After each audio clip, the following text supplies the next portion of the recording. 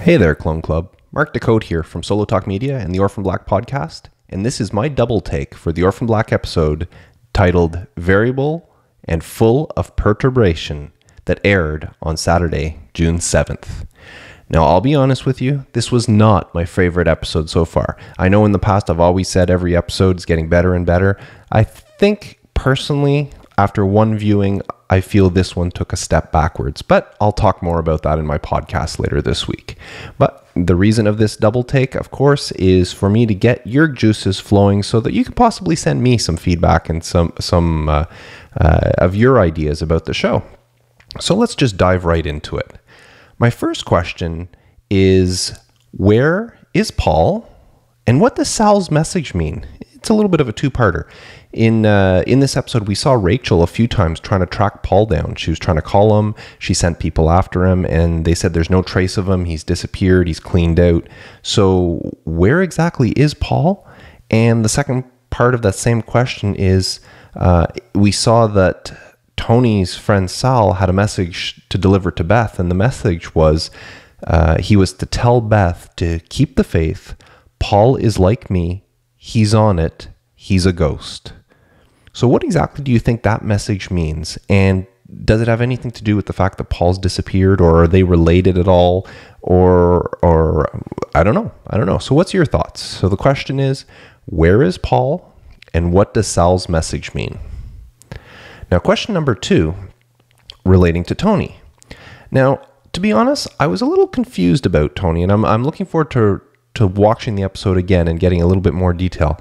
To be honest, I'm not sure if Tony is a girl that's just taking testosterone because she wants to be a man, or if something happened in the womb and chromosomes mixed and Tony was born a man but with very feminine and wanted to take testosterone to become more manly.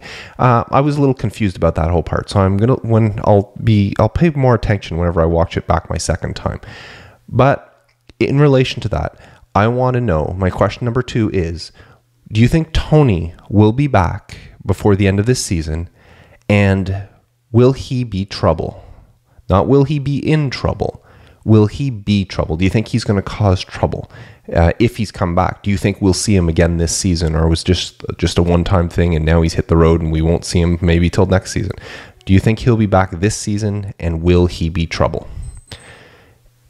And my last question for this week's double take is, we saw that Allison confessed to Donnie what she did to how she prevented or did not prevent Ainsley's death, how she stood there while Ainsley died.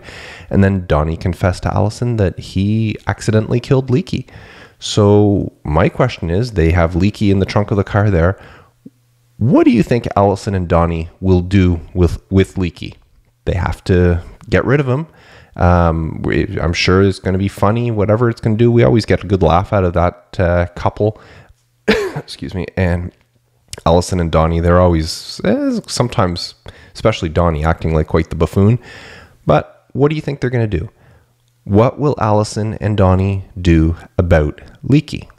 So those are my 3 questions. As I said, I'm going to talk about it later in my podcast this week, of my thoughts about this episode. Wasn't as good as the previous bunch of episodes. Yeah, I still enjoyed it. Don't get me wrong. I still really enjoyed it. I just didn't think I thought the curve was going up, and this one took a little bit of dip. So again, my 3 questions for my double take this week are: question 1, where is Paul, and what does Sal's message mean?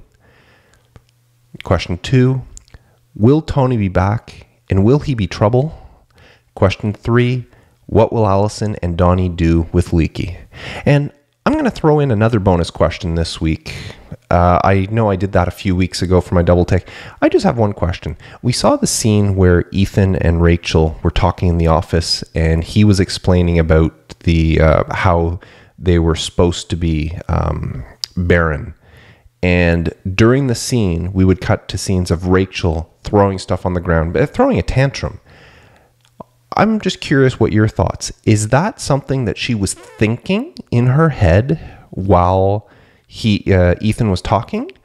Or is that actually an event that took place after Ethan left the office, and we just the way the director directed it showed us her reaction after the fact? So a little bit of a bonus question. Did Rachel actually do that, or was that just happening inside her head? So anyways, those are my questions for this week's Double Take.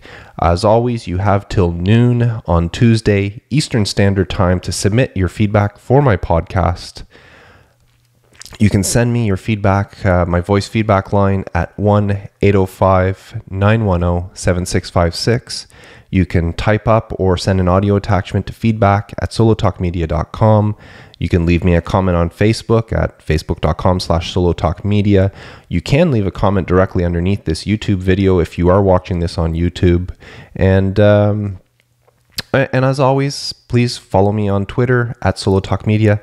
And if you'd be so kind as to stop by iTunes at some point and leave me a review. I saw I got a couple of new ones this week, so I much appreciate it. I'd like to thank those who have left reviews, all 5-star. I'm very happy, very humbled that you think that. I just want you to be honest and give me what you think the rating should be. But so far, everybody has left a 5-star rating, and I thank you very much for it. So later this week, I will be putting out my podcast. I hope to hear from you before then. Only 2 more episodes left of Orphan Black now that we've seen this one. I have no idea what the season's going to do, how it's going to go, but I'm really looking forward to it. So anyways, until next time, take care.